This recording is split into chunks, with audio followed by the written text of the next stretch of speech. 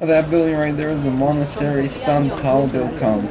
This Benedictine monastery is one of the oldest churches in Barcelona. Construction began in 1096 AD to replace the original monastery that was sacked by Muslim invaders. Its name actually translates to St. Paul of the countryside, because that was its original location. But in the 14th century, it was moved to its present location, which these days is the city's largest immigrant community. Now, this neighborhood stretches for several city blocks, and most of the population here are Muslim, mainly from Pakistan and Morocco, but there's also some Russians and South Americans living in this neighborhood. But the largest immigrant community here are actually Italians, and there's also a significant Chinese, French, African, and Turkish population. And as is the case with most immigrant neighborhoods, this isn't the best part of town. There's a lot of graffiti and piss on the streets. Also a few shady characters, so I don't think I'm gonna stick around here for very long.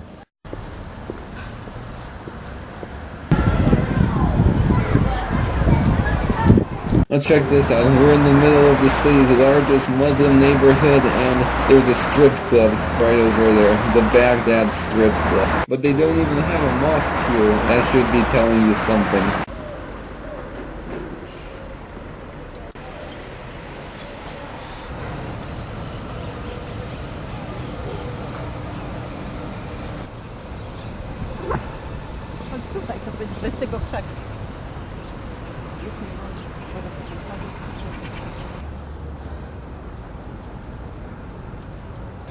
Today we're going to be visiting the picturesque Montjuic Park.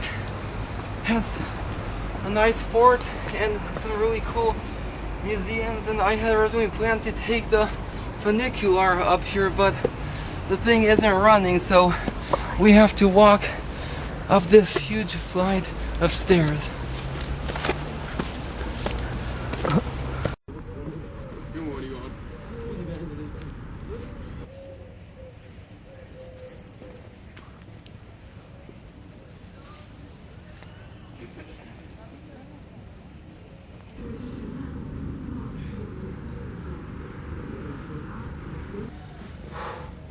Oh wow, we made it.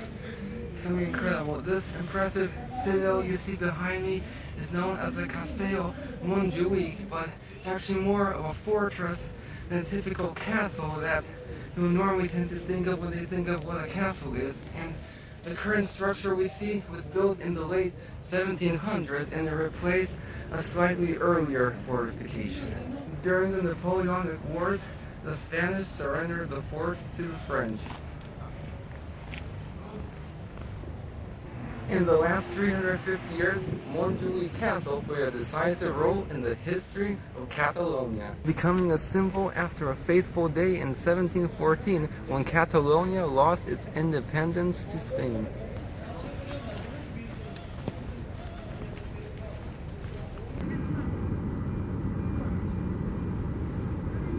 For nearly 3 centuries, the fort was used as a prison, torture center, and execution center, most notoriously during the Spanish Civil War of the 1930s.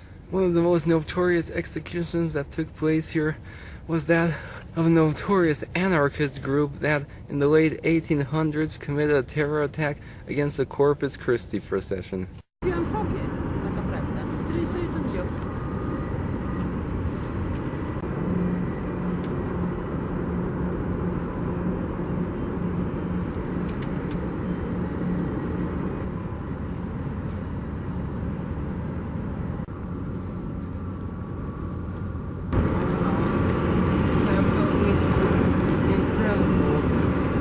I love stuff like this, but in fact, this is actually the reason why I never had any interest in visiting Barcelona, because you always see on the travel shows they depict Barcelona as this modern, artsy city, and I had no idea there were so many fascinating historical sites here like this incredible fortress. So I'm glad I came to this city.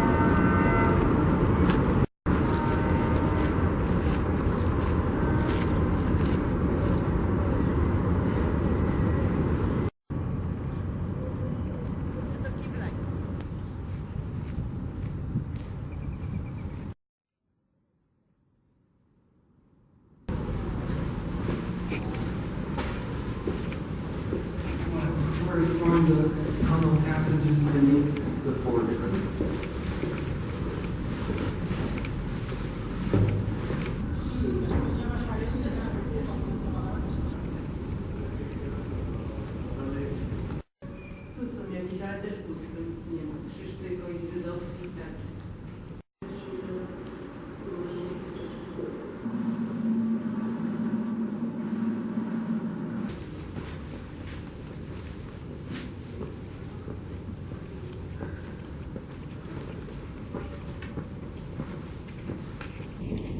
Oh wow, absolutely incredible. You can see the entire city from up here.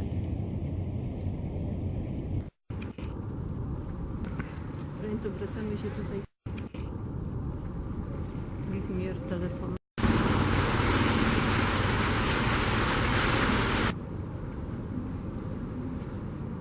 Oh, this is really cool. Up until now, I've only seen Spanish forts in the former colonies, so it's really interesting to actually see one in Spain.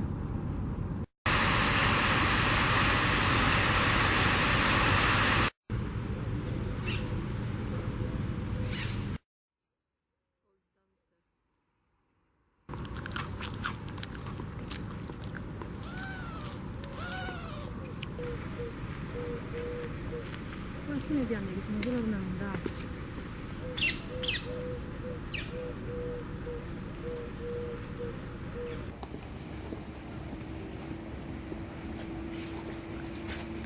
Oh wow, absolutely incredible. This impressive building you see behind me is called the National Palace, but despite its name, it never actually served as a palace. In fact, it was only constructed in 1929 when the city hosted the World's Fair for the second time, and today it houses a fine arts museum.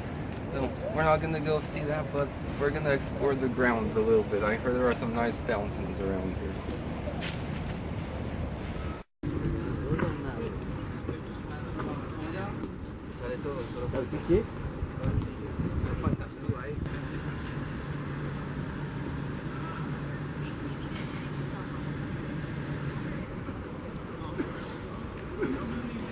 They were supposed to be where the fountains are, but they're not flowing right now.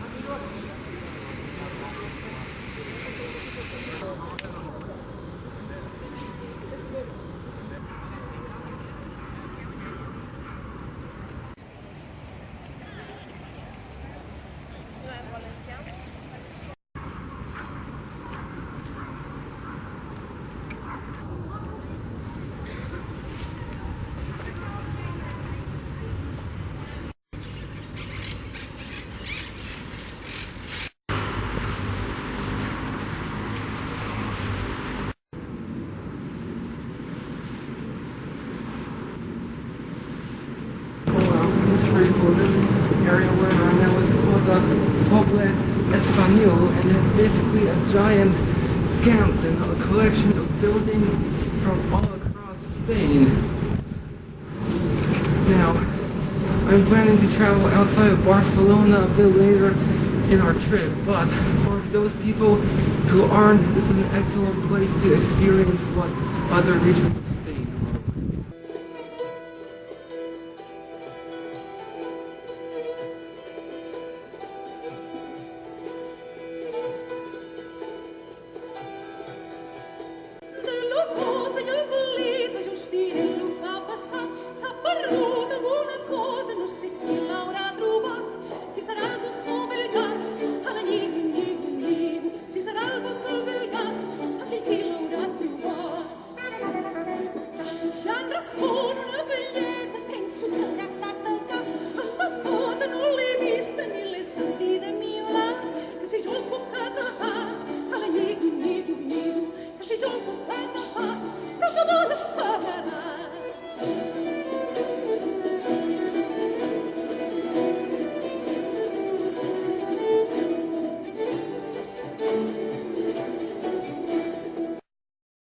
Here's Calle de Arcos, and it has buildings from Cadiz.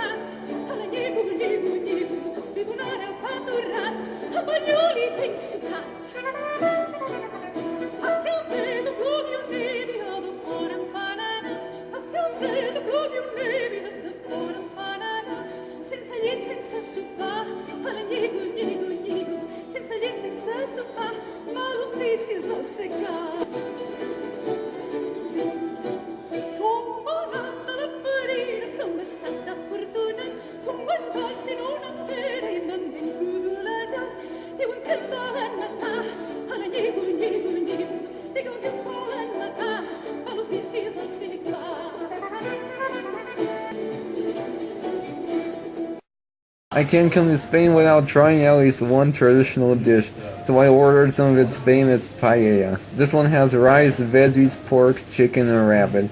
I'm especially looking forward to trying the rabbit, which I've never had before.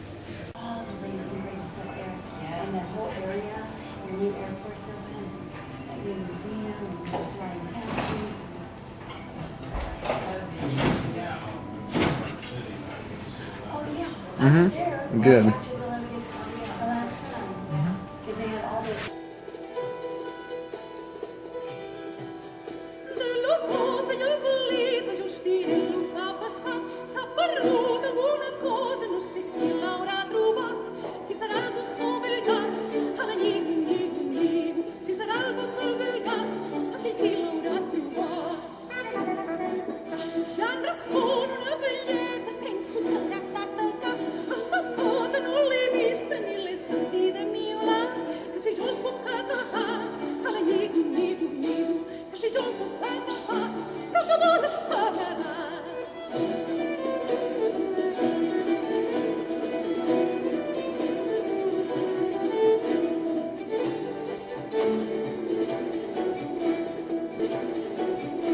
I have to say I'm a bit disappointed. I thought this was going to be like a scanson, but they're only replicas constructed for the 1929 World's Fair.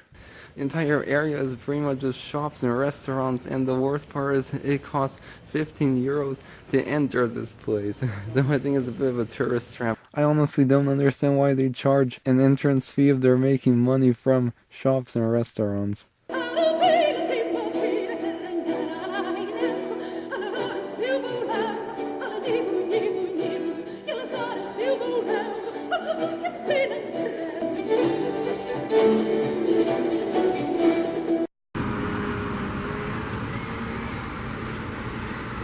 Bravo, Jimmy. That building we see right there is the TV Bottle Cathedral. It sits on the city's highest mountain next to an amusement park.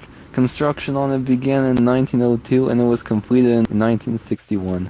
You can't come to Barcelona without visiting at least one museum, and since I'm not much of an art person, I've opted for the city's less popular Archaeology Museum instead. Opened in 1990, the museum showcases the early cultural history of Catalonia, starting with its Stone Age cultures and ending with the Renaissance.